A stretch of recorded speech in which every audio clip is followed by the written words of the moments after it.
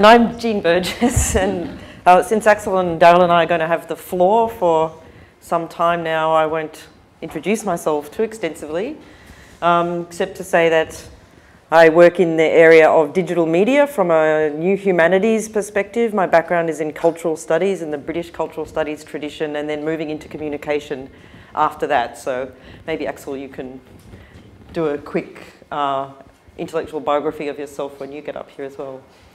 I'm going to introduce and frame the work that we're talking about today, I suppose, in the some broader shifts and developments that are occurring in our disciplines. This is a really great, diverse group of people, and many of you already have expertise in many strands of this, so I think we're going to have some great discussions at the end of our talk today. But I think where I would like to position this Mapping Online Publics suite of projects is in relation to, but not unproblematically within, this idea of the big data moment.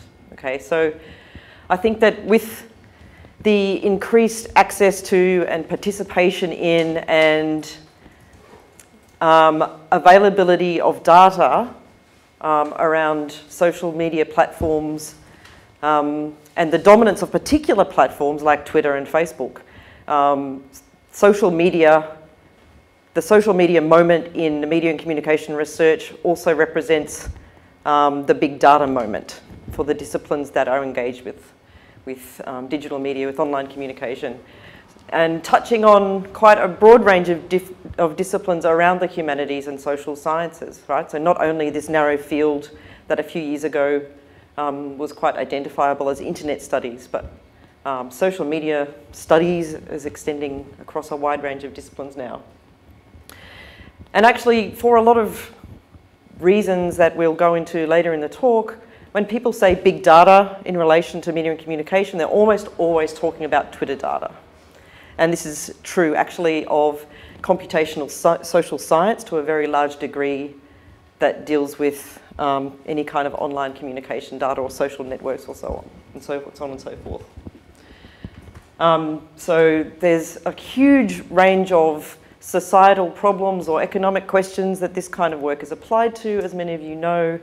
For example, some of the new initiatives that Microsoft Research and Columbia and other New York universities are involved in right now, using basically Twitter data combined with other kinds of city data to really try to understand the life of the city, to epidemiology using Twitter data, stock market prediction using Twitter data, some stuff that Daryl might tell you about in terms of predicting the success in the box office of films using Twitter data. So I think we should be careful not to think that when we're talking about big data and social media, we're talking about the whole universe of online activity. We're actually usually talking about some specific platforms and specific data sources. Most famously, I think this kind of computational social science built on Twitter data came to the public attention with this article that came out in Science.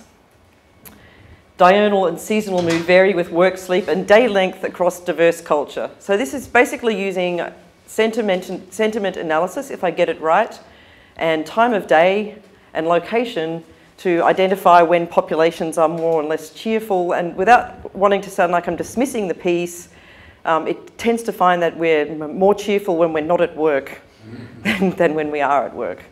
So there's perhaps some really interesting methodological innovation there, but it's a far cry from what I would recognise as humanities and social science work.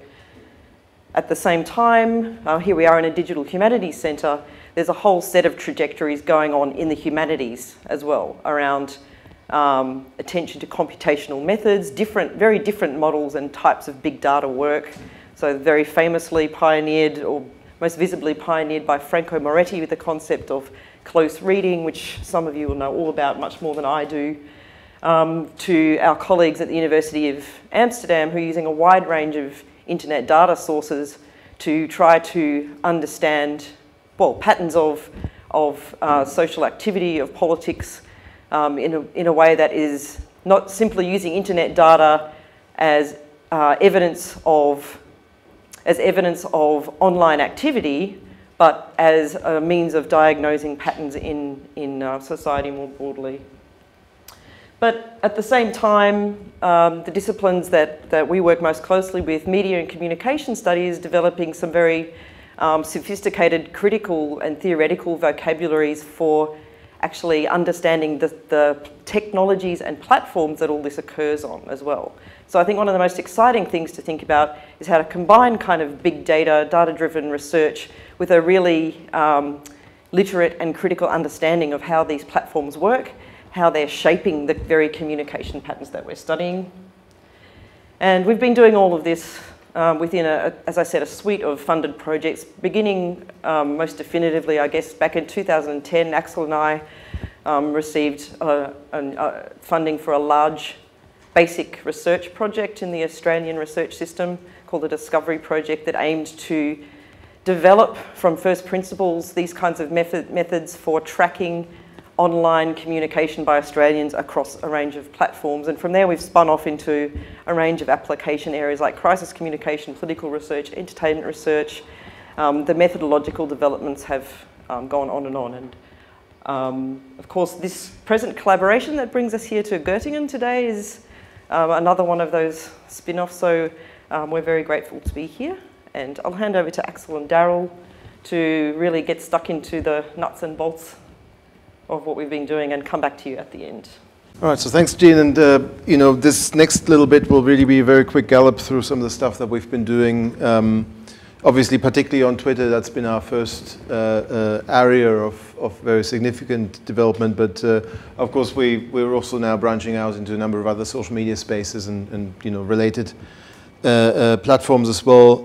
Because again, as Jean said, it's, you know, not all of this should just be about Twitter, but Twitter's obviously been a place where a lot of work has happened because it's been one of the places where we could access data most easily at large scale and in close to real time as well. So here's a kind of a bit of a run through, and as you know, the project or the overall sort of rubric for the things that we do has been mapping online publics. So I'll talk a bit about some of the different publics, I guess, that we've addressed through this, and I'll hand over to Daryl for some time in the middle as well to talk about a particular aspect of that that's been very interesting over the last few months as well as we've pushed this forward. So as we talk about Twitter and its publics, well, the obvious thing that people address is I guess, hashtag publics. So the hashtag as a mechanism, at least in part, for bringing publics together, bringing people together around the shared topic of concern.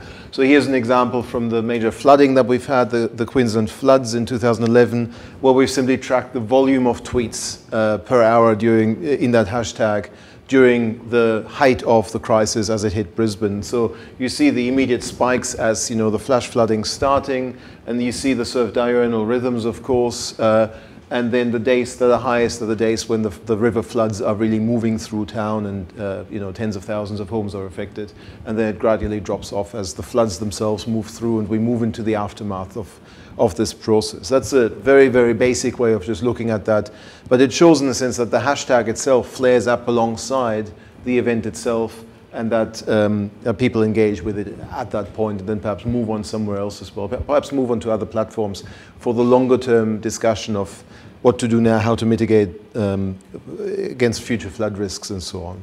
And we've developed this much further into much more detailed studies of crisis events, I guess, around the world with all these natural disasters, particularly that we've had over the last few years. This is a very small scale, so that's up to, you know, 1,100 tweets per hour, perhaps. On a much bigger scale, here's an example of the Egypt hashtag as a way of bringing together, I guess, a very global community of people actually discussing the events of the Arab Spring in early 2011. So what and this is obviously not a simple volume graph, but a network graph of interactions around that. So what we've done simply there is to track the Egypt hashtag. We've then run some software over this to work out whether tweets are predominantly written in Latin or Arabic characters, to have a reasonable distinction between people mainly tweeting in English and people mainly tweeting in Arabic. Of course, with more sophisticated language recognition, we could have identified the specific languages, but for this, essentially, Latin characters will predominantly mean English, and Arabic characters obviously means Arabic. And what we've done here is for 2 different time frames within the overall Arab Spring development to graph the interactions between people who predominantly used Arabic language and predominantly used Latin, used English language. And what you see here is that from the start, when there's a lot of discussion in English and not that much in Arabic, the network shifts, and then later on in the second half of that year, or the third quarter of that year really, you have a much stronger and in fact overwhelming presence of Arabic speakers in that hashtag. So that shows in a sense how the global attention might have shifted as well. So all the people who are just saying, well, something's happening in Egypt, wow, that's interesting, those kind of drop off towards the end, and it's really people in Egypt itself or around, or expats actually engaging with the ongoing questions about what now happens after the downfall of Hosni Mubarak in Egypt, of course. So that's again another totally different way of I guess, addressing how publics emerge and how publics perhaps transform over time as well around a shared topic of interest. And here we're really dealing with I think millions of tweets and hundreds of thousands of participants, in fact. So it's a much larger scale, obviously, than what we've talked about before. So this is the sort of hashtag public stuff, I guess, that we and a lot of other people in this field have looked at as well. And that goes a certain way, but we've also increasingly felt that hashtag publics, of course, are a very specific type of public on Twitter, and there's actually much more that's worth investigating beyond the use of hashtags. In fact, it may be the case that hashtags are starting to be used a little bit less to bring people together, because people have also simply developed better personal networks through followers and followees on the platform. So in addition to the hashtag stuff, we're also very interested to understand how the personal publics, to use Jan Schmidt's term, that exist around each and every one of our own accounts, actually, how they develop, how they form, how they might dissolve again over time, and how, I guess, that's affected by external events as well. And of course, how any of these individual personal publics around each of our individual accounts also overlap because we share followers, and how information travels through those overlaps and so on. That's a much more difficult question to answer, because hashtag tweets by default are easy to track because they have a hashtag in them, so you can search for the hashtag and find them.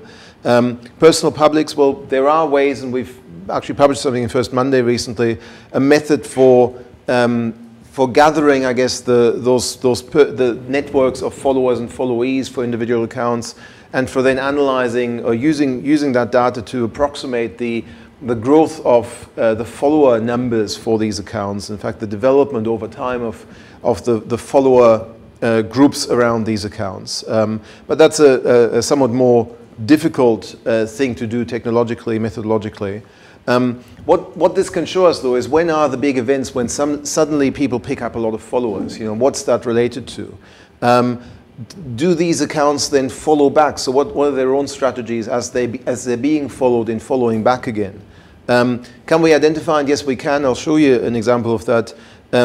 Whether people are followed by genuine actual followers or by follow back schemes and bot followers and fake bots and whatever that are perhaps just there to boost the numbers, so you can say, I've got hundreds of thousands of followers for my account.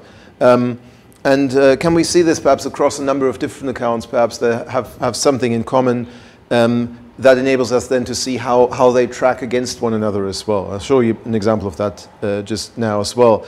The limitation of this is that because of limitations of the Twitter API itself, we can't actually detect unfollowing very easily. So when we're doing this, we're seeing how the people who are still there by the time that we look at the data, when they joined and how at what points they've joined as well. So that's a limitation simply to do with the Twitter API itself.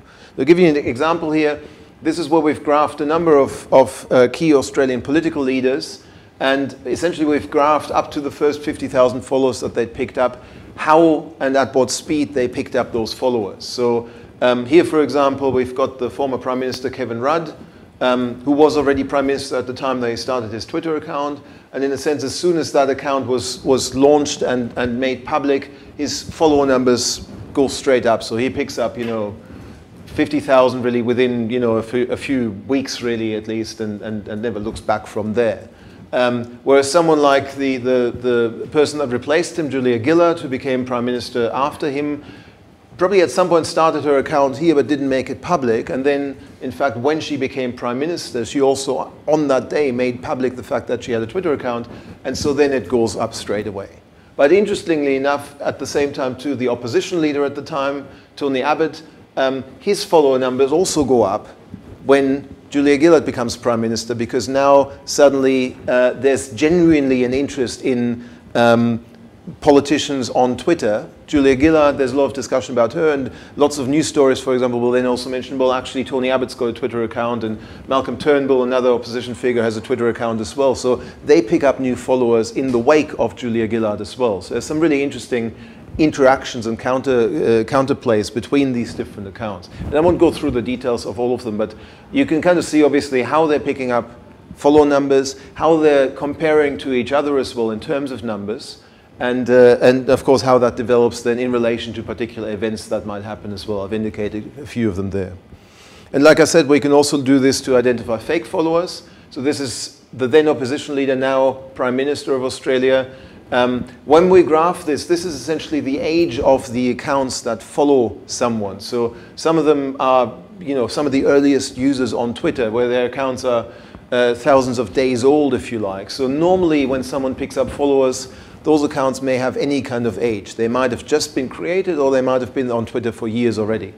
In this case, though, on the 11th and 12th of August, we found that Tony Abbott suddenly picked up 60,000 new followers. And almost all of those new followers had been created in the 60 days previous. Now, that's clearly a very unusual pattern.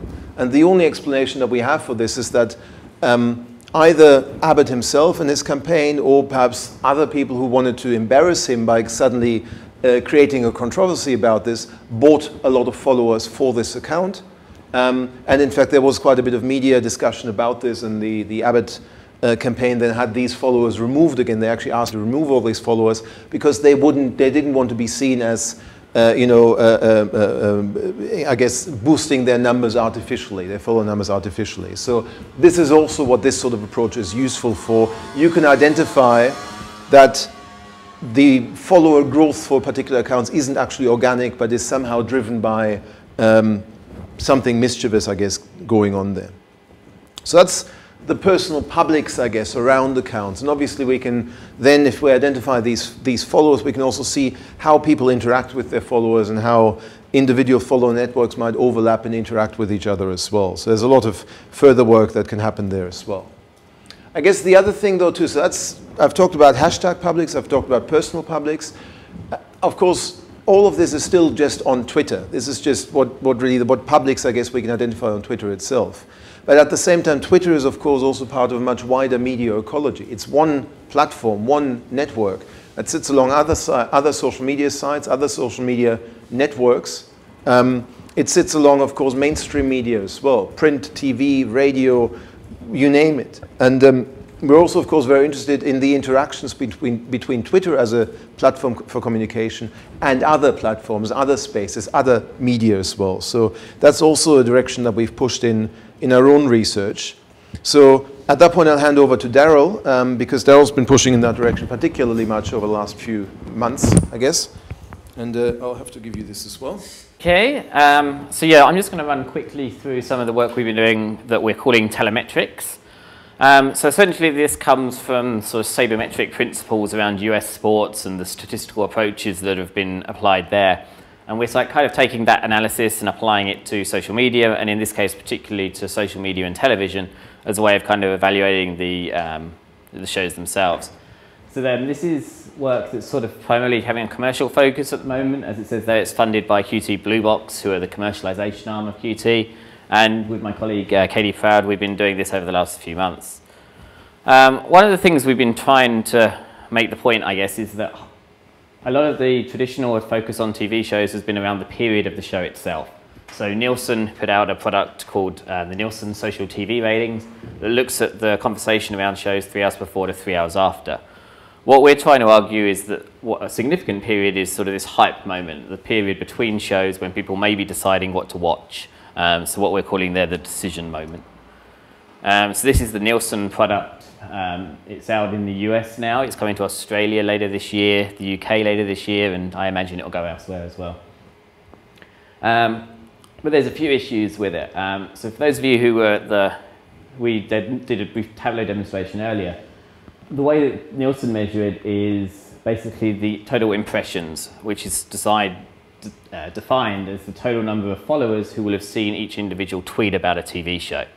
So if Taylor Swift or someone with 15 million followers retweets something or tweets something about a TV show, that counts as 15 million impressions, whereas if I do it, it may only be sort of 600 odd. So in that way, it's questionable to what extent you can rely on some of these metrics, and it sort of raises some of the issues around how you categorize things and which metrics you use. There's also a few other problems that I've indicated there. They sort of compare cable channels versus networks like for like, different times of shows and so on. And there's also problems with identifying data, and we've talked a bit about hashtags earlier in this talk, but that's sort of been the traditional way. You look at a TV guide, you see what shows are on, you think what hashtags are going to be applied to those shows. So The Young and the Restless here uses #YR as its official hashtag, and this is a product of Zbox. But you can see on the right there that they basically are capturing any tweet that contains the two letters YR together and prescribing it as part of a conversation around Young and the Restless. So we're talking about 5 to 7 year olds, for example. And so you can see here it has a high buzz factor on the Zbox Beamly interface because they're counting basically every tweet that has that letter combination.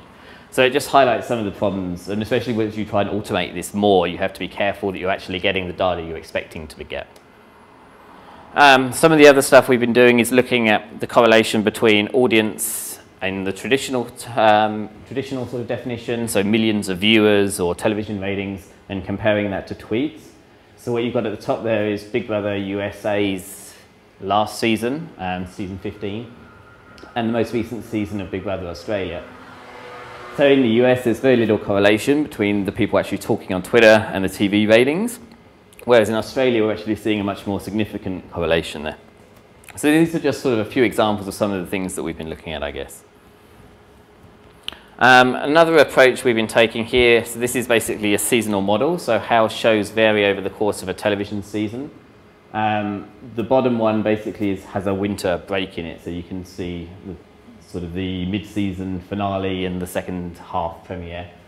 But again, whilst sort of this is familiar knowledge, TV shows normally do better at the premiere and the finale. Some of the things we can do through this approach is actually quantify the difference and quantify how much things vary from one to the other. There's also the orange line on these graphs is the variation in tweets, and the blue line is the variation in television ratings. So again, it's much more extreme for the premiere, the finale, etc. On Twitter than it is in television. So there's some kind of difference between those audiences. Briefly, on the hypometer is essentially sort of the commercial outcome at the moment, or the focus of our sort of commercial project. And this is basically designed to act as a form of interactive or form of TV guide that tells you what people are going to be talking about on social media. So this basically uses our prediction algorithms and our weightings, so the seasonal stuff, the network stuff, to say this is what people are going to be talking about on Twitter tonight. So if you want to watch something and join in a conversation, these are the kind of things that you might want to watch. Similarly, if you click on the yesterday thing up there, you would basically get a summary of yesterday's shows and how they were reacted to on social media. So in Australia, we have something called Catch Up TV. I don't know if there's a German equivalent. Do you? So effectively what we're saying there is if you want to go back and watch something that was on the previous couple of days, these are the things that social media reacted strongly to. These are the things you might find interesting to watch. And so we have a lot of sort of ongoing research around how we develop those metrics, how we evolve them, and so on. And I'll just show this one graph. So along the bottom here is the measure we call excitement index, which is basically a measure of how Twitter reacted to the show based on the variance of sort of a volume curve. So if the show goes up and down a lot, it means people were presumably excited. They were provoked to talk at various different moments of the show because of something they were responding to. So the more conversation, the more excited that conversation, then the higher the excitement index score.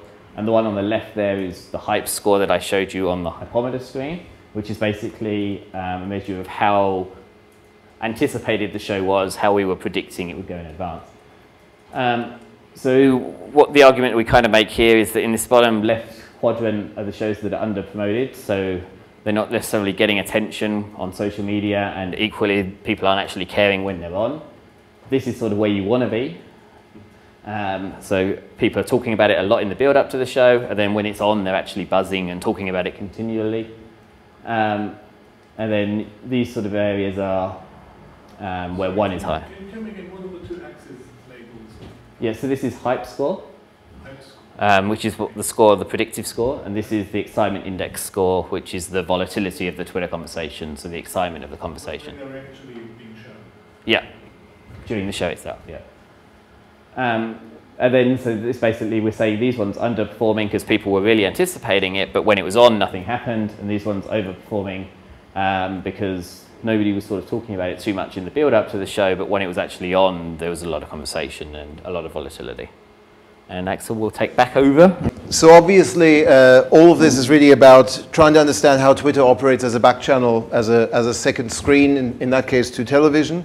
And what I'll talk about here is also how Twitter works as a back channel more broadly to news media and to news discussion. So really, again, what we're interested there is how publics form around these other media texts, these mainstream media texts, and how that can, to some extent, be predicted, obviously, with the work that Dara's been looking at, and in fact, whether these predictions come true and what the actual outcomes are in each of these cases. And what I'll talk about now is a slightly different approach, where we're looking at how news stories are being shared on Twitter, and we'll expand that to other social media platforms in the near future as well, in order to understand, not just for individual publishers or individual press outlets, media outlets, but also more specifically for particular stories, for particular topics that are in the news, what kind of social media discussion actually exists around them. So the way we've started this is basically to set up a project that's been running for about 2 years now in Australia, where simply we have put together a list of all Australian online news publications. It's about 35 or so publications, and we're capturing any tweets that link to any of these sites. So if someone in their tweet includes a link to the website of the Australian Broadcasting Corporation, our major public service media organization, or if someone links to the website of a major newspaper or even a minor newspaper, we will have those tweets in the data set. We have captured those tweets. And we are then processing them in a number of ways, dropping out, for example, sections of those sites that aren't actually about news, like TV guides and catch-up services and so on. And then with the remaining data, what we're interested in is what's the overall volume over time of links being shared, and of course that's in part related to simply to individual news organizations. So we're interested there in the I guess the ranking of news organizations, the attention share that they have on Twitter. But also more day-to-day, or even down to, well, ultimately even we could do it second by second, what stories are actually being shared? What topics are the topics that get Twitter users excited, and by extension later on that get Facebook users excited as well? How do these things trend, I guess? How does information disseminate, and what's the sort of the curve of attention there? Does it get picked up very quickly? Is it more of a long-term sort of issue that bubbles along? How does perhaps the attention to particular sites change over time? Are there sites that are more popular on the weekends because they've got more of the sports coverage, or whatever else it might be? Are there impacts also when they restructure their sites, reorganize the way that they present stories, or because they have social media accounts that are more or less active in promoting these stories themselves? Or of course they might introduce paywalls that have a significant effect on their online readership and the ability of their online readership, or the interest of their online readership, to actually share those stories as well. So it's, to some extent, it's difficult to kind of think about this and say it's a bit like newspaper circulation numbers or TV ratings or something like that, but it's not quite that, because it's really when people actively decide that they're going to share a particular news story with their own followers. So it's something more active than simply switching on the TV and showing up in a ratings meter, or buying a newspaper and showing up in circulation figures. That's not what this is. This is much more where people actually say, okay, I've read this story there, or I've seen this story, or I've seen at least a tweet about this story. I'm going to share that. I'm going to pass it on. I'm going to share that link with my own followers. And that's really what we're looking at here. We're also gradually translating this to a number of other media environments. We have already, for some over a year now, gathered similar data for Germany as well, for a much larger number of outlets, of online outlets. We're doing the same now with Norway and Sweden as well. We haven't published anything on these yet, but this will also happen fairly soon. And increasingly, we're also interested in, as I say, comparing this with other social media platforms. We have now access to Hitwise data for Australia as well, which gives us information about how many people are actually accessing any of these news sites, not just sharing information, but simply going to those sites or searching for perhaps material related to particular stories. And we'll also get some internal data from at least one of the major Australian news organizations about what happens on their sites, so essentially Google Analytics data. So we'll be able to compare what happens on those sites with what the external outcomes are on Twitter and Facebook and so on as well. That's a little bit further down the track. So what that looks like in the end is something like this. That's just a very basic visualization that shows over time there for the first half of last year, the daily volume of activity around these sites. And one really obvious thing, you see that there from the market share. Again, the term market share, it might be mind share, it might be something else. It's debatable what we want to call it. But one thing that we see very clearly is that the Australian Broadcasting Corporation is the most widely shared site in Australia. And that's very, very stable over time. And you see that that's the blue line at the top there. That's the ABC. That's the volume of the ABC day by day. And then you've got the Sydney Morning Herald and the Age as two major broadsheet newspapers. And then we're getting to some of the other sites, and in fact two tabloid newspapers there, Herald Sun, Daily Telegraph, and so on and so forth. So we see, in a sense, the relative distribution of attention across these sites. But if you look at the top there as well, it is quite volatile, of course, day to day, depending on what stories are actually in the news. And we see a few spikes there. We see, on occasion, one of the lesser sites actually having a significant spike and reaching up into the higher stratosphere that is normally occupied by other sites. And that's very often around specific stories, specific aspects that they cover that perhaps others aren't covering. And sometimes it's particularly when their stories go viral well beyond the Australian audience, often when they're covering Justin Bieber or One Direction, for example, and all the fans kind of jump on and share that in their own networks. Sometimes when they cover WikiLeaks as well, the entire global WikiLeaks network on Twitter gets very active in resharing those stories. And so on. We also see some interesting distinctions between weekday and weekend, by the way. The ABC typically is not as strong on the weekend because it doesn't really have a weekend edition, whereas some of the newspaper sites are much stronger on the weekend because they've got dedicated weekend editions, and those stories are also online and ready to be shared. So we're seeing some interesting sort of trends. There's a lot more there in terms of the longer term rise or decline of particular sites as well. Which I won't have time to go into here, of course. But this gives you an idea of what we can actually do with this. And of course, for particular days, for particular spikes, for example, where we see that something interesting is happening, we can then really delve in and see how particular stories are circulating and how people are responding, how they're framing, I guess, their sharing of that link as well by agreeing or disagreeing with the story or commenting on what it says and so on. So all of that is also part of the process, I guess. And overall, by the way, these are fairly high volumes. So over the course of the first half of the year, we kept as well. So there is a significant volume of sharing actually going on in Australia too. All right, so that's sort of very specific publics, I guess, and really starting to get at Twitter in context as well. Before I hand back to Jean, I'll just say a bit more about sort of the bigger picture behind all of this as well, because what's really still missing with a lot of this stuff is, I guess, the broader context beyond these individual cases, these hashtags, these personal publics, even the sharing of news, unless we actually know what a normal day on Twitter in Australia looks like. We don't really know if particular spikes that we might observe are 10, 15 or 100% of the total activity that day. So we really need that broader context as well, and we've been pushing in that direction. So let's say if people are sharing information on Twitter, links to news or discuss particular TV shows, for example, is that just part of an existing conversation in pre-existing networks, people who always talk to each other about politics or sport or media content or whatever, or does it actually reach well beyond their established networks of friends and followers? Can we provide some benchmarks for what actually is a big event, if you like? So when we have a spike, is it a big spike or not? Was it on that day actually something that almost everyone in the Australian Twitter sphere would have seen, or is it relatively a big spike, but still only accounts for 10% of the total volume of conversation that might have happened on Twitter that day? How do we compare any of these individual events with each other? That's really what we're pushing towards.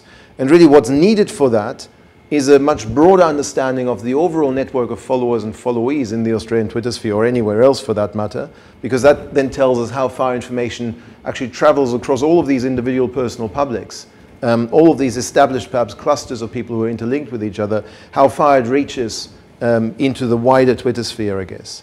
We need baseline data on what actually happens on average on Twitter in Australia on any given day, so that we see that if suddenly the volume of activity is twice that high, then suddenly that becomes a very exciting day that's worth investigating. So if we see events that look extraordinary, essentially what we want to do is to quantify how extraordinary they are compared to the standard baseline, compared to normal, if you like. And really what all that needs is just standardized metrics as well, ways of actually describing these events in a standardized way so we can compare them across more easily, and in fact maybe turn that around so we can actually use these metrics to identify particular types of events as well. So here's an example of this, and this is, I'll just explain that a little bit. What we've done here is just to graph for a number of hashtag data sets that we had from various projects. For each of those hashtags, what percentage of tweets in the data set contained URLs? What percentage of tweets in the data set were retweets? And for the hashtags that we've graphed here, you see two very obvious clusters, this one and that one. The ones down here, for the most part, are televised events or other sort of mass media events. So you've got election days, which of course are very heavily televised. You've got particular shows, TV shows. You've got the Tour de France, and you've got other sporting events and so on. All of these have relatively few URLs in the tweets, and maybe 25–30% retweets in the full data set. For these ones, it's a very different story. You've got 50–60% URLs being shared. So in the total number of tweets that we captured in those hashtag data sets, 50–60% of tweets contain URLs, and around 50-odd% were retweets. And if you look at those hashtags, they were all related to crisis events. You've got floods, earthquakes, popular unrest like Syria and Egypt and so on. You've got the tsunami, you've got things like Occupy Wall Street and the arrest of Julian Assange before he fled to the Ecuadorian embassy, so WikiLeaks as a hashtag.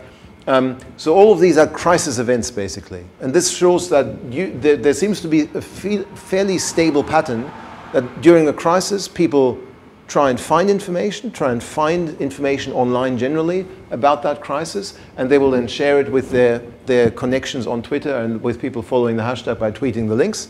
And of course, people retweet any information that they come across very, very widely as well to share that even further. So this is about finding and sharing information in that case. And here it's about, well, the sort of stuff that Daryl's talked about with the hypometer. It's about tweeting along with the shows and commenting, but not necessarily sharing links or actually retweeting others as well. So we get that, and this is quite stable. We've just compared here in red and gray the Queensland flood events in 2011 and 2013, and the New Zealand earthquake events in 11 and 13 as well, and they come out in terms of the patterns almost equal. So and these are probably not all usage patterns for Twitter, but these are quite striking and quite stable ones.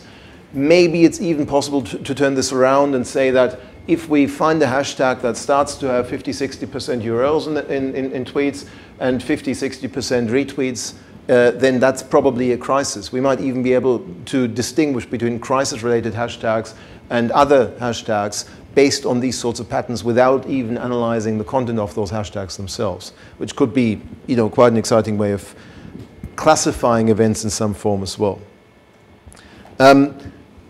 Again, a bit more backline as well to other things. Another thing that we've been starting to do is we have now gathered profile information for all Twitter users up to sometime late last year. That's about 750 million Twitter profiles. So we've simply gone through from ID 0 to ID 2 billion as it is now, and ping the Twitter API for their profile data.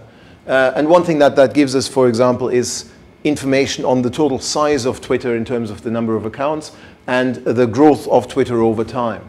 And here we've actually filtered that down just to accounts that we're fairly sure are Australian accounts, so accounts that might have set an Australian time zone, that mention in their description or their location field that they are Australian in various forms, that they mention Australian cities and so on. That's, if you filter it down, that's just over 2.8 million accounts that we've identified that way. And here we simply graphed when they actually joined Twitter. So from this we can see that there's a fairly stable growth curve on Twitter in Australia, for Twitter in Australia. We also see at various points there's particular events that perhaps push that growth curve upward again, that give us spikes in the number of new users joining. For example, here at the start of 2011, you can't quite see it in this graph, but it curves up quite markedly for a little while, and that's when our floods hit. So major natural disaster where Twitter played an important role, and that really pushed a lot more new users to join Twitter because that was a good way to follow what was actually going on.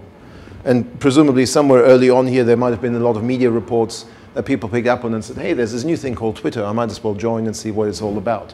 So you kind of see how different events actually impact the growth of Twitter in the country there as well.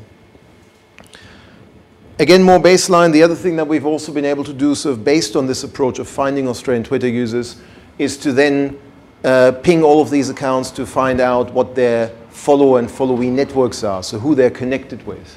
Now this is a slightly earlier graph, we haven't done it with the latest data yet. This is only about 120,000 Twitter users from a time when we had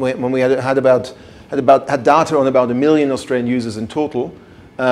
So we've just here looked at the most connected 120,000 users roughly in the entire data set that we had up to that point, and then graphed them as a network according to their follower-followee connections. And what immediately emerges is, of course, that we've got a number of different clusters of very tightly connected users that are then at a further distance from less tightly connected users. And when we then go through and look at who are the lead users in each of those clusters, it emerges that these clusters are, of course, formed around shared areas of interest, shared areas of obsessions with certain topics, if you like. We've got a large politics cluster, we've got various, a cluster here around sport that even splits up into different sporting codes. We've got IT over there, we've got lifestyle over on the other side, we've got music and related areas down there. So we can actually see very clearly how the Australian Twitter sphere is shaped and how that might affect how information travels, of course, across that Twitter sphere as well. So how easy or how difficult it might be for any given piece of information to reach most of these users. I'll give you a very quick example for this. You can just see it in the background there. There's still the graph I had before, the map I had before. What we've graphed over the top of that now is the distribution of a particular viral video that was distributed late in 2012 when the then Prime Minister made a very impassioned speech in Parliament about the misogynist attitudes of the opposition leader, and that went globally viral and was very widely distributed across both the Australian and the international Twitter sphere. So here we've simply looked at how that speech is disseminated, starting somewhere here in the area that's usually about politics and news, and of course there it starts because that's where people immediately will be paying attention. And then we see essentially any of these people who've tweeted this of course have made that information available, and then we see who's retweeted their information somewhere else in the network. So we go from there at the very start to something much broader right across the network. And that's a sign of a viral distribution of that speech, of course, of a really truly broad distribution across the network. Whereas with other stories, if I looked at any of the stories we've tracked in Atnix, for example, often the distribution might just stay in that news and politics area here because it's just the usual suspects talking to each other, and it doesn't go out into areas that normally talk about sports or music or any other non-political aspects. So really what we can do with this is to quantify whether particular topics actually reach a wide, broad audience, or if they're just very deeply discussed within a niche sector of the network itself. So that's really the aim of using that map, not just to see what's represented on the map, but how information travels across it. And on that, I'll hand back to Jean for the final views. So I guess just to zoom back out, I suppose, to this context again, and thinking about the politics of these platforms that I was mentioning earlier, trying to think critically about the technologies where these tweets are produced that we treat as data, and we create these very scientific or scientistic looking visualizations out of them. Well, how do we get the data in the first place?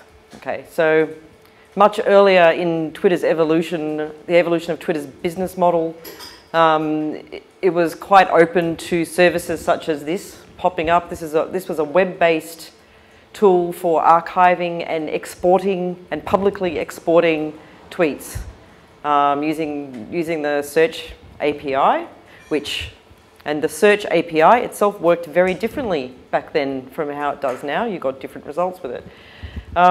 As Twitter started to figure out that there was actually a market in user data analytics, in addition to trying to just grow the user base and maybe attract advertisers to pay to promote their tweets, the API rules, enforcement around the API rules really started to tighten up around the public sharing of tweets, indeed around gathering tweets. So as the business model started to emphasize the monetizable qualities of our data, it became less and less easy for researchers to access it. So Twopper Keeper, the web-based version, actually got shut down eventually by Twitter. At the same time, no spoilers, at the same time, commercial data resellers like GNIP and DataSift started to pop up. And they specialize in, in brokering access to large-scale streams of historical Twitter and other social media data, mainly to market researchers.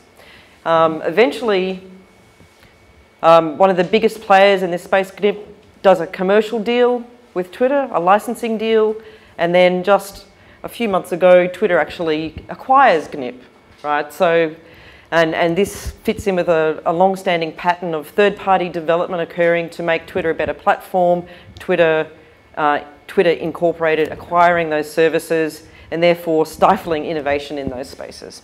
So this, just at the level of accessing the data to produce all of this wonderful work that we've shown you, we're completely entangled with a whole set of kind of political economy concerns around the digital media environment, platform ownership, who owns your data, who owns your own tweets, etc., etc., etc.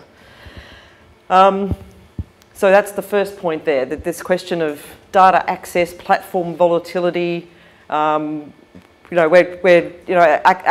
and Daryl are moving into new areas of data analytics, kind of assuming that Twitter's going to be there, that the data's going to be there, maybe that it's not going to be formatted completely differently. Obviously, we're agile enough to be able to cope with that, but for people in the humanities and social sciences, I think we need to treat the dynamic nature of the platform, these uncertainties and commercial realities as actually part of our objective study. So, secondly, the whole question of research ethics, which isn't going away. It's a very, very live conversation in the internet research community. I think often people from a computer science background simply assume that data is data is data. I don't get involved in that human research business. I'm not interviewing people. And perhaps the question doesn't even occur. But because social scientists and humanities people are getting involved in this big data research, then their models of research ethics start to migrate into this big data space. So we're getting some very interesting conversations. So simply at the level of, if we're analysing all these tweets and patterns of Twitter activity, are we doing textual research, or is this some kind of behavioural research, which would be a totally different question. Moving forward, we're constantly trying to find ways to better integrate the very valuable traditional qualitative methods associated with our disciplines with with analytics, because that's, I think, where we really have a competitive advantage, if you like, in the scientific marketplace. That's where I think we have something really important to contribute that, to the work that computer scientists and computational social scientists are doing. And there's huge implications for research training. If this is kind of, and it is, becoming a sort of normal science approach to understanding digital media. So this is a normal way of doing media and communication studies increasingly.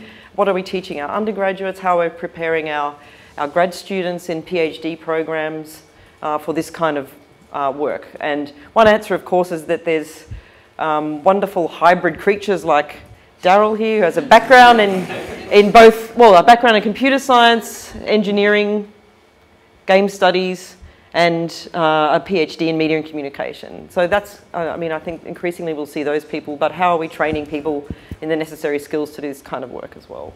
It's just some challenges and some poetics and philosophy for you at the end. So I think it's really incumbent on us as critical humanities and social science researchers, although it's very easy to be very convincing sometimes and pretend that we're representing truths. We know that, as Raymond Williams might say these days, he once famously said there are no masses, only ways of seeing people as masses. Well, equally maybe there are no networks, only ways of seeing people as networks. Ooh. And with that, I think we'll perhaps we have some discussion, and anyway, I'll leave it there. Thank you. Thanks a lot.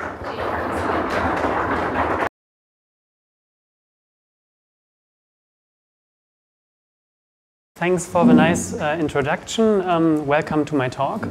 Thanks for the talk we had before, because I think it was a very, very excellent overview. I found it very interesting.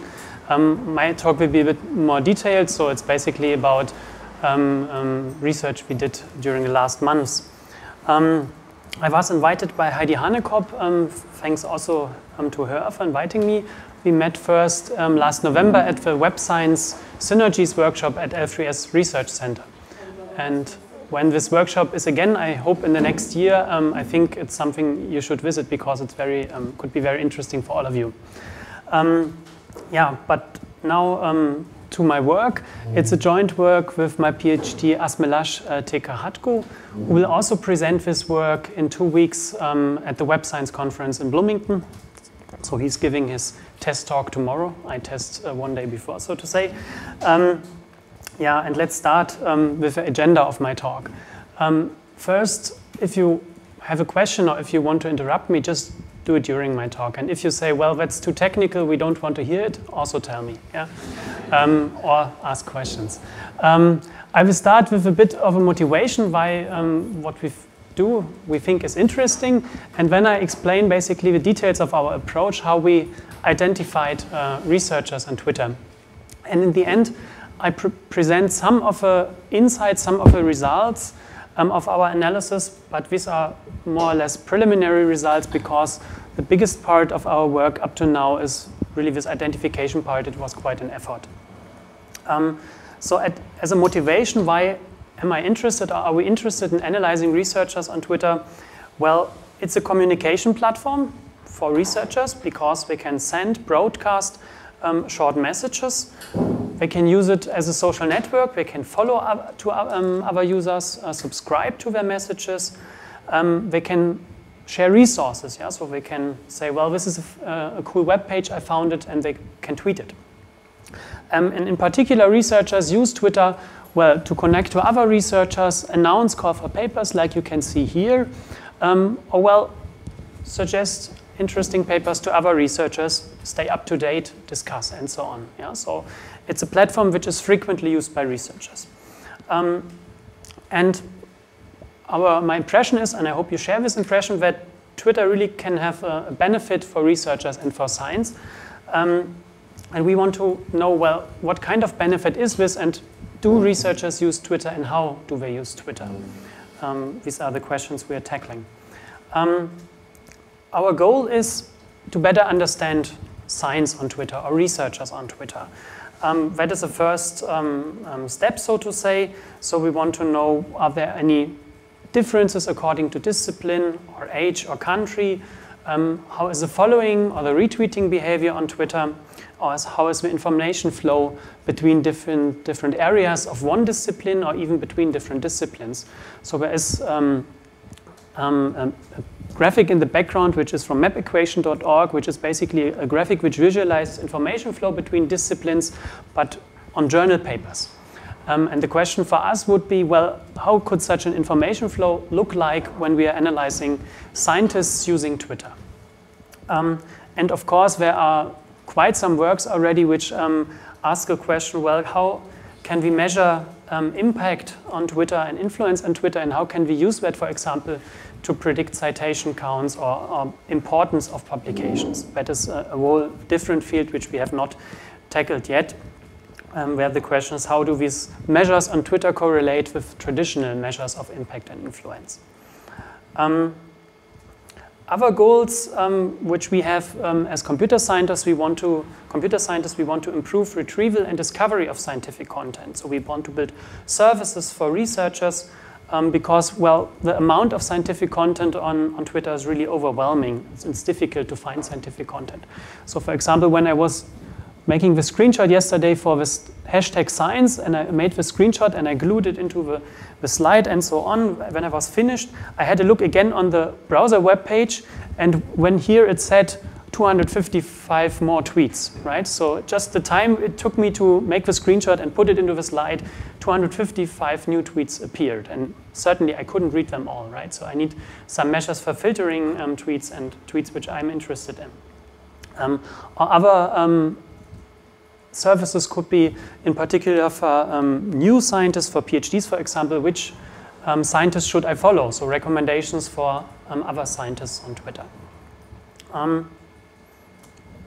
And another goal, which, well, is maybe a bit ambitious, but which I find interesting, is, well, we have this tradition of peer review for journals. But for social media, we don't have something like that. And this is a bit motivated by this, well, small anecdote here, which are the Ig Nobel prizes. I don't know, anyone does not know the Ig Nobel prizes? No, everybody knows them, yeah? So these are basically prizes for papers which do some more or less, I would say, strange research, right? And the winner of the 2012 Physics Nobel Prize, Ig Nobel Prize, was this paper, which is basically analyzing the shape of a ponytail. And interestingly, this is the second highest ranked paper of that journal where it appeared if you look at altmetrics. So altmetrics is a service which is basically estimating the popularity of scientific articles in the social web or in the web at large. Yeah? So they are counting how many news outlets have reported about that article, how many blogs, how many tweeters, how many Facebook users, and so on. Yeah. So it seems that this is really an important scientific article in the social web, right? But probably for most scientists, even for physicists, this is not really so much an important article, right? So the reason is we are counting everybody, right? We don't count the tweeters here, only the scientists, but we count everybody. And the question is, how could this be, this idea of peer review be transferred, for example, to Twitter? How can I find the articles, the topics, the content which is interesting for researchers only? But as a last sentence to this anecdote, to be honest, this paper also has 169 readers on Mendeley. Yeah, so it seems also to be popular for scientists, but maybe for the same reason why it is popular among Twitter users. Okay. Well, so we want to analyze scientists somehow, right? And there are quite some challenges. Some of them we have already seen. Data acquisition is a big problem. How can I get the tweets and user information from Twitter? Like following or unfollowing information is very difficult to get. What kind of ground truth can I get to train and evaluate algorithms? We will see some examples of that. And the biggest problem for us was how can we identify researchers? That is a problem I will explain on the next slides. So the problem is we can somehow describe what is a researcher, but it's difficult to describe what is a non-researcher. So we basically have what is called a one-class classification problem. And one challenge is that it's difficult to find counterexamples. It's not so easy to say what is a good counterexample for a scientist or researcher. Another challenge which is common for Twitter is the brevity of tweets. We have just 140 characters. It's difficult to exactly say, well, what is a scientific tweet? Yeah, when is this tweet scientific? And if you want to build a ranking or recommendation algorithm, it's very difficult for us to evaluate that algorithm, right? To know, is the algorithm good? Is it bad, or is it better than other algorithms? That's a very challenging task. I have included some related work on the slides, so maybe I can send the slides later on. You can have a look, or you look in the paper when it is available online in 2 weeks. There is quite some work on user classification. Here are 2 examples. Rao et al., they, for example, identify the gender, age, regional origin, and the political orientation of Twitter users. And Penacchiotti et al., they classify users by their political affiliation. There is also some work analyzing scholars on Twitter. The biggest difference, I would say, is that these are rather small-scale studies where, let's say, 28 scholars are analyzed, or another study, 1,500 tweets from journal articles. That's the study by Eisenbach, for example. Our study is a considerably more large-scale study. Another difference is that up to now, most of these scholar works on Twitter, they focused on the tweets, not on the users. Yeah? So we wanted to analyze somehow scientists and scientific topics in Twitter, and they identified these topics and these users by looking for links to scientific articles. Yeah? So they come from the content side to identify science on Twitter, so to say. And we come from the other side. We say, well, we want to find first the users and then see what they do. Yeah, so that's a bit of a difference. Okay, so that was motivation and introduction. I hope you're happy with that. So let's go to the more technical details to the approach. Well, our goal is to somehow semi-automatically find Twitter users which are researchers, or with a high probability which are researchers. And our input somehow shall be a small list of seeds. This is what we put here into the algorithm, and our output should be a list of users from Twitter which are likely scientists. As a first step, well, we focused on computer science because clearly there will be different approaches for different disciplines, in particular the seed selection. We developed the pipeline to identify researchers, which you see here, and I will explain now step by step how it works. And afterwards, when we had identified some thousands of these researchers, we analyzed their age, popularity, influence, and social network, and this is what I will present in the third part of my talk. So let's go into the details of this pipeline. As I said, we start with a small set of seeds. Small, the explanation why should it be small is, well, it should be able to, in principle, curate this seed set manually. Yeah? Our idea is that if you have a good set of seeds with which you start, then the quality of the whole approach is much better than with a large seed set, which is not so good. Another requirement for the seed set is that it has a good coverage. So we want not only to focus on a certain part of a discipline, but for example, for computer science, we want to get researchers from all different areas of computer science. And the followers and the friends of these seeds, so the seeds shall be Twitter accounts, the followers and the friends should very likely be scientists. Yeah, that were our requirements. And well, that was already not so easy. So it was not easy to get a list of Twitter accounts for computer science conferences.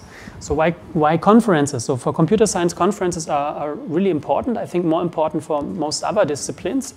And they typically have a Twitter account, and they are followed by really many users. And there are lists of computer science conferences available. Yeah? So we have some kind of information, but a part is missing, so we don't know their Twitter accounts. And that's basically where our approach starts. So we get this list here of computer science conferences, and now we searched basically for the Twitter accounts of these conferences. We did it with 2 approaches. We first took the name of a conference and the year, so for I think 5 or 6 years, and searched on Google, and we got the web page back, and then we searched for Twitter accounts within that web page. That's just a quick explanation. It's a bit more tricky, but that's basically how it worked. And the other approach was we just took the acronym of a conference plus the year, or even without the year, and asked Twitter, does a user account exist for that acronym? Yeah, for example, CRAKM 2009. We asked Twitter, does a user account exist for that acronym? Okay, and overall we asked over 4,000 queries to Twitter, which got us 1,600 screens. And if we merged all these screen names, we got around 2,000 screen names. And now you ask, why did we finally get only 170 accounts for 98 conferences from, we had 268 conferences. Well, we filtered these accounts because certainly these 2,000 accounts were not all correct.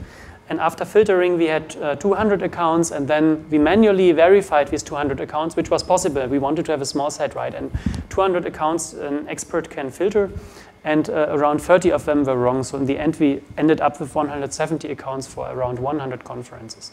Yeah, so not for every conference on that list we found an account, but that's not surprising. I mean, many of these conferences are not so popular, yeah? But all the popular computer science conferences you will find within that set, which we collected. Okay, next step. So we have Twitter accounts of conferences, and now we want to get all the followers, their friends, and people who retweeted these accounts. So friends, so a follower is someone following a seed account, and a friend is an account which is followed by a seed account. Yeah, it's the other direction basically of following.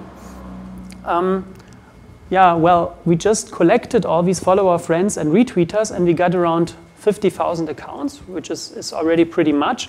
And we thought about, well, can we extend this? Can we take the followers and friends of these accounts and include them in our set? The problem is when we get 30 million accounts, yeah, and they are probably no longer with a high probability computer scientists, right?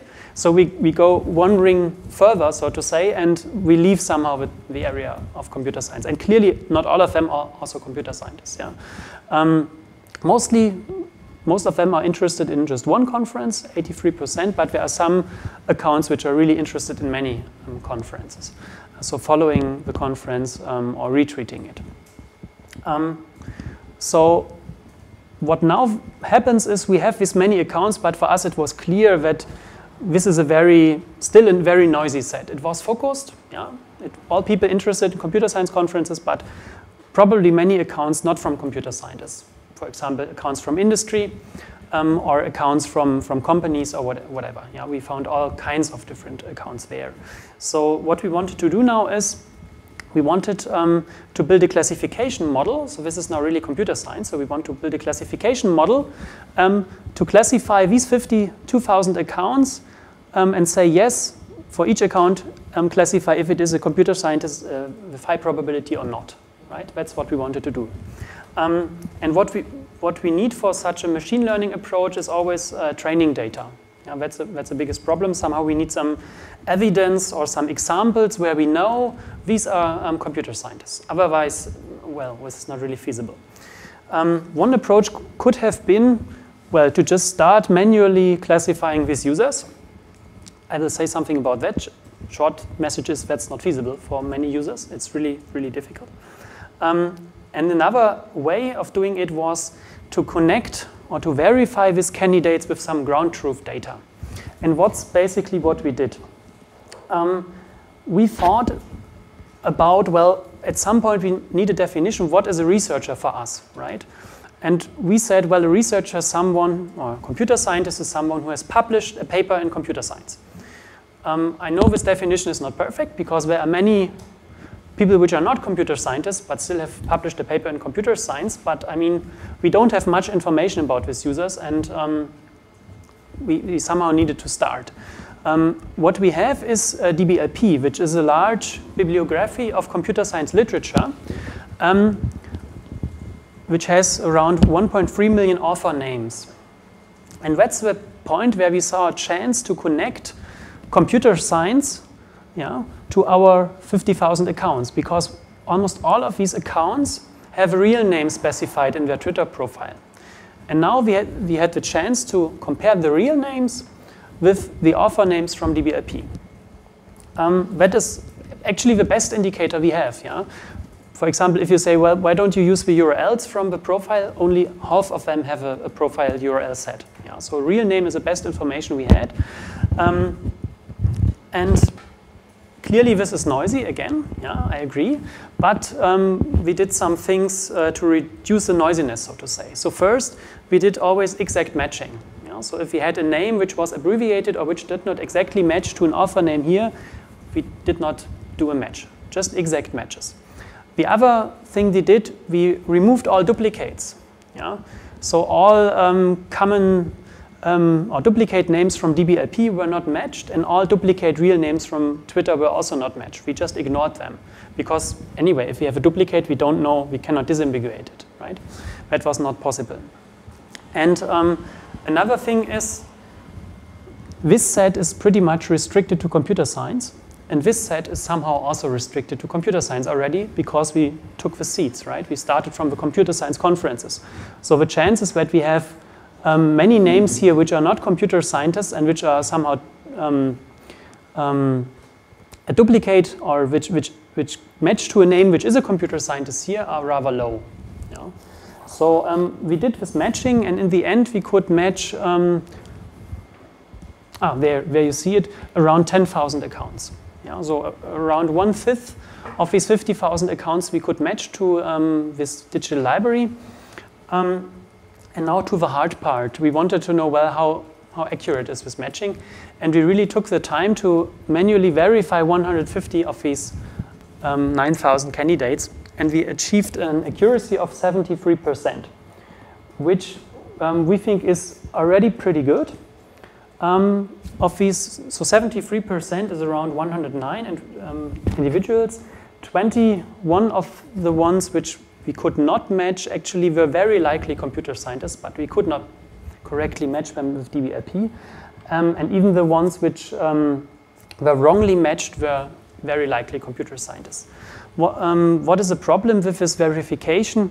It is really a big effort and it's very difficult. Yeah, you see the publication list and you see a Twitter account, and now try to find some evidence that these two are the same or not. Yeah, so only if we really found some evidence, then we said, yes, this is a true account. And if we could not find evidence, we said, well, it's unknown. Yeah? But most likely, these unknowns were correct, but we did not count them. Yeah? And it was really difficult. Sometimes we saw the photo of a guy on Twitter and a link to his LinkedIn account, and there he had the same photo, and the publications matched to DBLP, things like that. Yeah, it was really a big effort. But it was done by 3 people, and in the end we checked that we matched somehow. Okay, so that is the data which we can basically start with.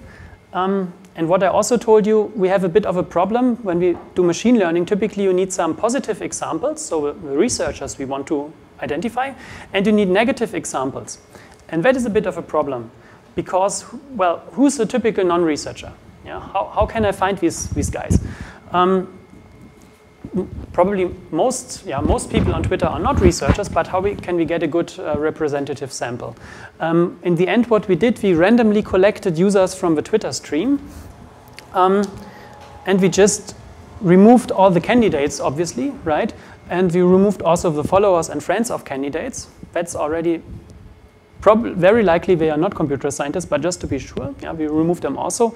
And that is a bit of a, maybe you can call it tweaking.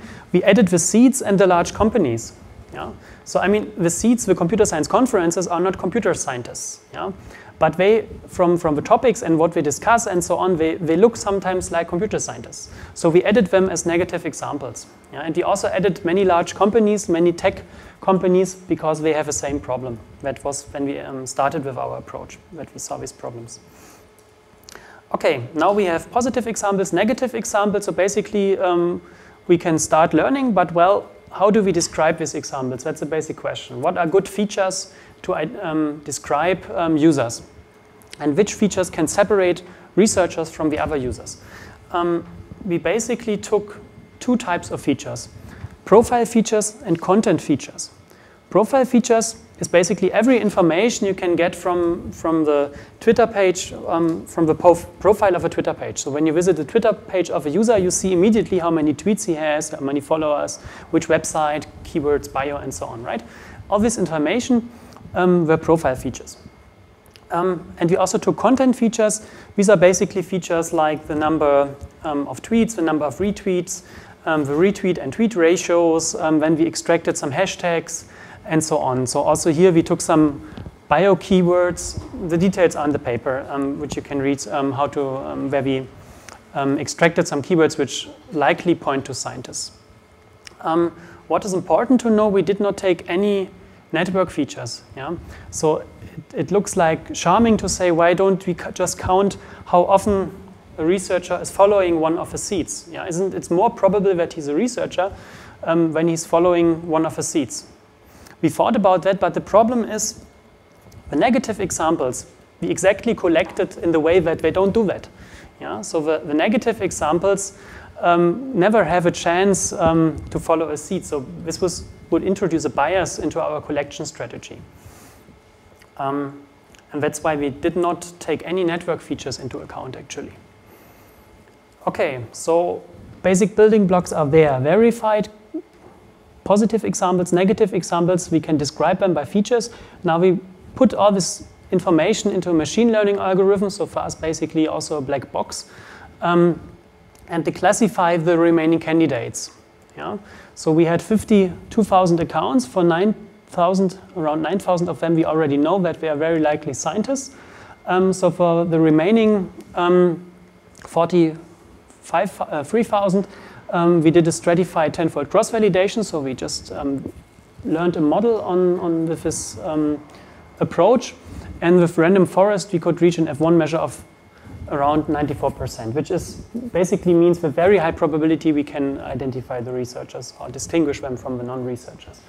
The task actually is not too difficult because a very simple baseline model which just takes a bag of words, so just taking the terms from the tweets is already achieving a F1 measure of 0.93.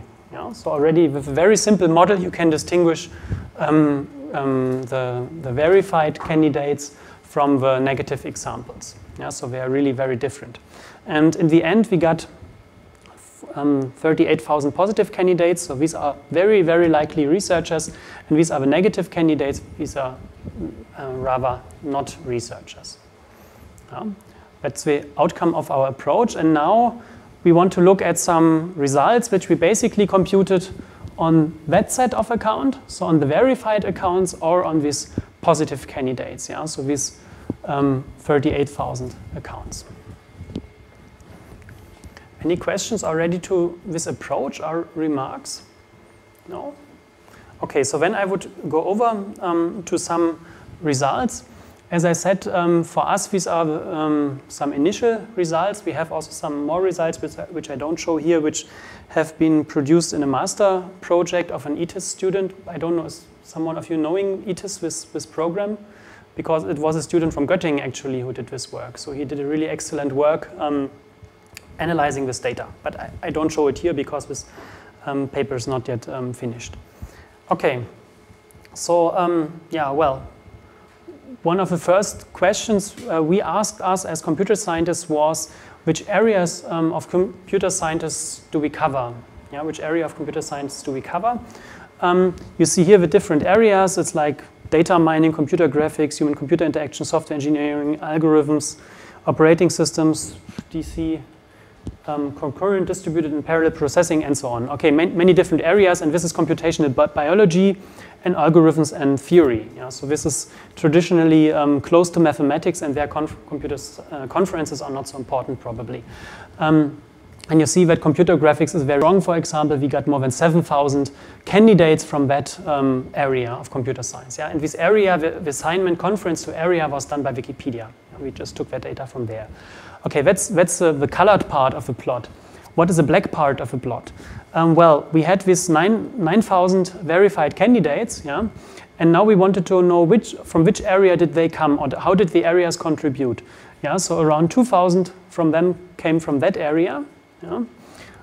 This part this is a part which came from that area, and the black part is a new part, yeah, so which is not contained here, and so on. So you see that each conference basically really brings us new computer scientists, new candidates, yeah, because only the black part is overlapping with the other conferences. Another question which is probably more interesting for you, or which is closer to what you are investigating, is are researchers on Twitter younger than the average computer scientist? That's what we asked ourselves. Okay, so let's have a look at this plot where we try to answer this. Well, we don't know the age of our users, to be honest. But for the verified candidates, so for the ones we could match to DBLP, we know the year of their first publication. And well, that's somehow a proxy for their age, right? Not for everybody, of course, but on average, that's probably a good guess to estimate their age.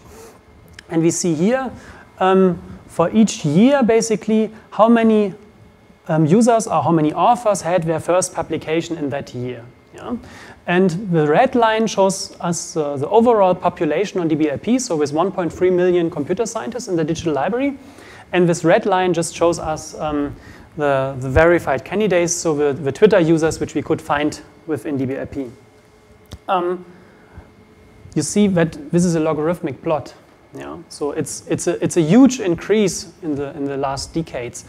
And well, that's somehow related probably to the coverage of DBLP, but it's also clearly related to this young discipline, which is just growing with real pace, right? So it would be, to be honest, would be more interesting to do this analysis with a more established discipline, but okay, we started with computer science. If you look at this green curve, it looks very similar and probably would start some correlation analysis, and you would see immediately that it's very correlated. And we also did this, and then we were almost happy, but we were not really convinced, and we did some more investigation. And well, the problem is we cannot really answer this question. It looks very similar, like, really. Yeah? So we see many young here, many young there. Yeah? But actually we have exponential growth, and we have so many young people here. Yeah? We can just add to this count, which is around 1,000 here, 200, 300 and more, and the correlation doesn't change. Yeah? So it doesn't matter if we have many more Twitter users which are younger than older ones. It's still very highly correlated just because we have so many young computer scientists. That's a bit disappointing, I would say, but we can still see that it's not very different from the overall population. Yeah? Not only old people are tweeting, okay, nobody would expect this probably, but also not only young people are tweeting. Yeah? So it's a bit similar, but we cannot really prove something. Okay, next question, are Twitter users more productive? Well, we can just count their publications. That's easy, right? On average, 50% of authors on DBLP have just one paper. The reason is probably because there are many young authors. Yeah, you saw it just. Most of them are young, so they don't have published that much yet. And then, well, they could be keynote speakers, or they could be interdisciplinary co-authors, right? Who just managed to write a computer science paper, but then never were really working in that field, but in another discipline, for example. If you look at our subset of 9,000 candidates, the curve is less steep, so only 20% of them, in contrast to 50%, have just one paper. So the question is here, well, are the Twitter users more productive, or is just our focus more stronger, or more focused on computer science? Yeah? Did we just omit all the interdisciplinary guys because they don't follow the computer science conferences? Yeah. So unfortunately, again, no clear question. But we see here a bit of a difference, but we cannot really say why there is a difference. This is a bit more complicated analysis. We wanted to know how are they connected with each other. So you can be distinguished between the two sets. So we have these verified candidates with 9,000, and these are, these are just the positive candidates. So this 42,000, I think, right? And we see that, I just explained the numbers here, that 70% of those follow someone from that set, so from the verified candidates, while 91% from the verified candidates follow one of the positive candidates. And 42 of them are followed, so this is basically the other side of the arrow. In general, I have this plot also here for retweet and mention. I don't want to go into detail. Follow and mention are very similar, these patterns you see there, and following is more frequent than mention by around 10 percentage points. But that is also has been observed before, that following happens much more often than mentioning and when retweeting. Yeah, we can observe these patterns here again in these diagrams. Okay, and almost the last part of our analysis was we asked the question, how does closer scientific collaboration affect interaction on Twitter? So users on Twitter which have written many papers together, is the chance that they also interact on Twitter higher than users which have not written so many papers? First thing is, most of them don't have written papers together, clearly. Yeah? So these are just some, I don't know the number exactly, this affects just some thousand users, not too many, yeah? Because of these 1.3 million authors, we just have 9,000 of. Obviously, they don't have, many of them have written paper together. And we look at the three different things or interactions on Twitter. We look at following, mentioning, and retweeting. And the diagrams basically show us which fraction, so they show us on the x-axis how many papers we have written together. Yeah? So here, I take this one, it's easier. Here we see that authors which have written one paper together, yeah, 80% of them don't retweet each other. Yeah? And then 80%, here we have around 10%, maybe it's 11%. 11% of them, one is retweeting the other, but it's not reciprocal, just one of them is doing it. And for around, I don't know, 7%, both of them are retweeting each other. Did you all get how to read this? Because they are basically all the same. So what you first see again is that following is much more frequent. Yeah? You see also that if they follow each other or retweet each other, it's much more, follow each other or mention each other, it's much more common that this is a reciprocal thing. Yeah? So if one follows the other, then the other follows back. And you see that there is a tendency, the more often they have co-authored a paper together, the more probable it is they also interact on Twitter. Except probably for retweeting, where this is not so strong. Yeah. Okay. And now, two final results. We asked, well, who are the most influential researchers on Twitter? And here you see some, well, already some drawbacks probably. Why is everybody laughing? Various reasons. Okay, okay. I don't know, everybody's laughing. Tim O'Reilly, Bill Gates, Dan Boyd, Right. Roy Doctorow, Berners-Lee. You probably know some of them, right? Okay. And they're not there because they're computer scientists. Well, some of them. Okay. What we did basically, we took the verified candidates, so these are all users which we could match to DBLP, and ranked them by the number of verified and probable candidates which retweeted or mentioned them. So this is a count over all positive examples, not just the 9,000, but over the 4,000, 40,000. This is retweet, following, and mentioning, and this is the rank, so the position in that ranking, and we ordered by retweeting because this is the strongest signal typically. Yeah, so it's very only if you read someone is really important, he's often retweeted. First, you see it's very diverse. Yeah, not all of the top 14 here are among the top 14 there, and vice versa. And what you said, well, not all of them are computer scientists. You see already a drawback of I said not all of them are there because.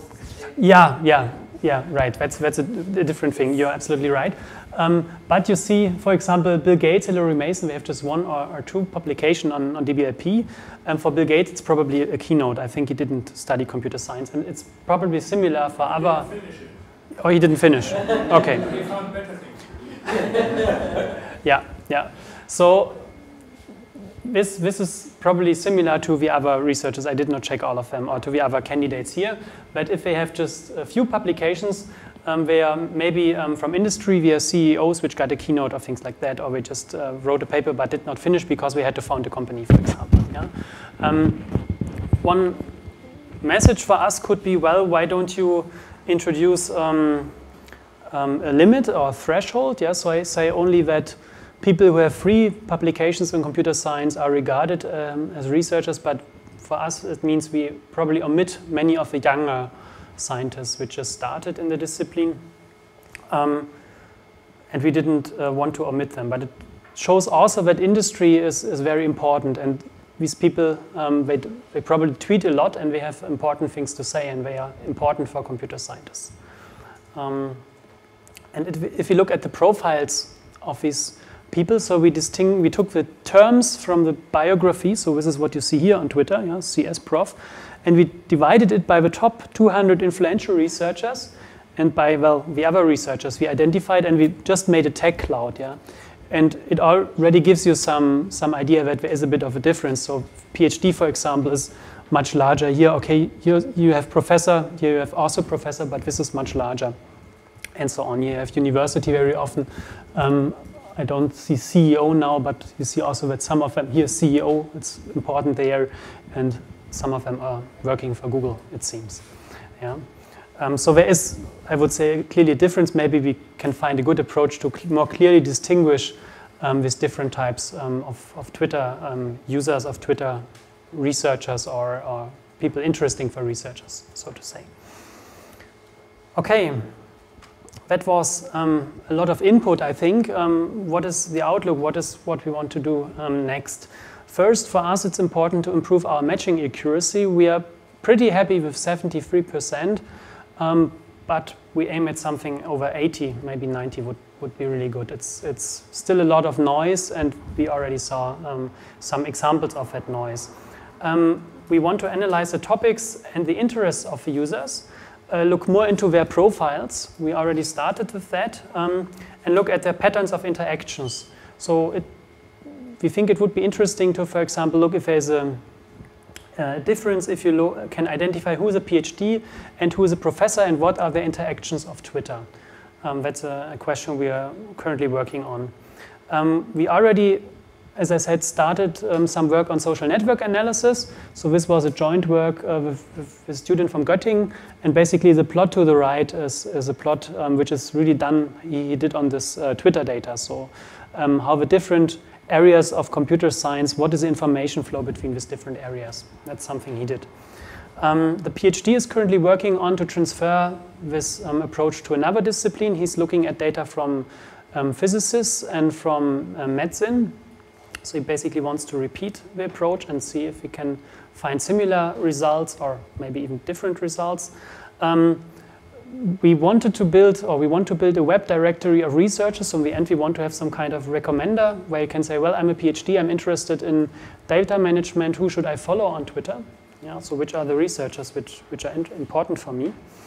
And I hope that this is something you can work with. All the data I showed you basically is available here. So the plots and the graphics are in the paper, which will appear in 2 weeks. But all the raw data is here, except for the tweets, because we are not allowed to republish them. But for example, you find the list of computer scientists which we classified and which we could match with DBLP. Yeah. And we also talked already to DBLP, to this digital library. They are very interested to include this data into their digital library, such that if you go to a researcher's digital library page, you can immediately go to his Twitter account. Yeah. So this data will also be incorporated into DBLP, which is we are very happy about, because then it's not just for research, but something really which is worth for the researchers. Okay, that's it for my talk. I thank you very much for your patience, and we have now some time for questions.